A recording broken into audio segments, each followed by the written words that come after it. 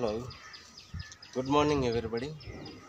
Myself Raidu, third and PG Neural Networks in Giant University. Today I am discussing about the schools opening. So schools open చేస్తున్నారంటే నిజంగా parents చాలా జాగ్రత్తలు తీసుకోవాలి. వాళ్ళకు daily ఒక masks తయారు చేస్తూ పంపిస్తూ ఉండాలి. సో ఎవ్రీడే వాష్డ్ మాస్క్స్ పంపిస్తూ ఉండాలి.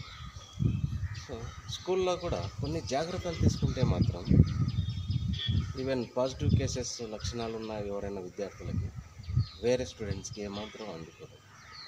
ఎలా అంటే ఎక్కువగా వాళ్ళు కంప్లీట్ సాఫ్ట్ వాయిస్ యూజ్ చేయాల్సి ఉంటుంది. సాఫ్ట్ వాయిస్ అంటే చిన్నగా మాట్లాడడం, లేదంటే బెటర్ టు స్టాప్ టాకింగ్. ఏమాత్రం మాట్లాడకుండా మౌనంగా క్లాస్లో కూర్చుంటే ఈ కరోనా లక్షణాలు అనేటివి స్ప్రెడ్ కావు. సో క్లాస్లో టీచర్స్ వాళ్ళకి విద్యార్థులకి బాగా ఎక్స్ప్లెయిన్ చేయాలి.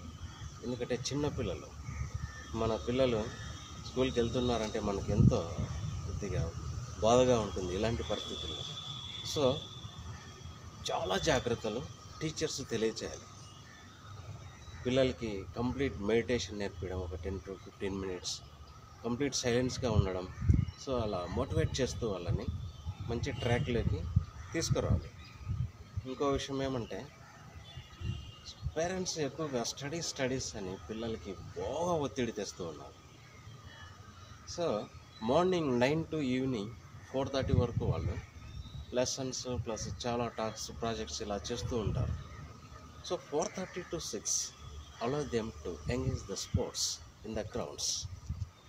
సో ఎప్పుడైతే ఆ 4:30 నుంచి ఈవినింగ్ అదే 4:30 నుంచి 6 గంటల వరకు స్పోర్ట్స్ వాళ్ళు ప్రతిరోజు ఆడుతూ ఉండాలి. ఎప్పుడైతే ఆ స్పోర్ట్స్ ఎంగేజ్ చేస్తారో వాళ్ళు ఫిజికల్గా, మెంటల్గా, ఎమోషనల్గా మంచి ఫిట్నెస్లో ఉంటారు. సో 6 o'clock తర్వాతనే ట్యూషన్స్ కానీ స్టడీస్ కానీ పిల్లల్ని అలో చేయాలి.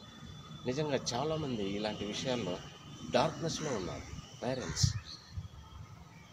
ఎందుకంటే బాగా ప్రెజర్ చేస్తూ ఉన్నారు. సో అవుట్స్టాండింగ్ రిజల్ట్స్ రావు అలాంటి ప్రెజర్స్ వల్ల. ఈవినింగ్ 4:30 to 6 o'clock అది పిల్లల టైం, వాళ్ళు ఆడుకోవాల్సిన టైం. 6 to 8 ఆ 2 hours ట్యూషన్స్ కానీ స్టడీ ప్రాక్టీస్ కానీ వాళ్ళని అలో చేయాలి. Then only they shall touch maximum heights in the academics. Okay, ఇలాంటి జాగ్రత్తలు తీసుకోండి. Thank you very much.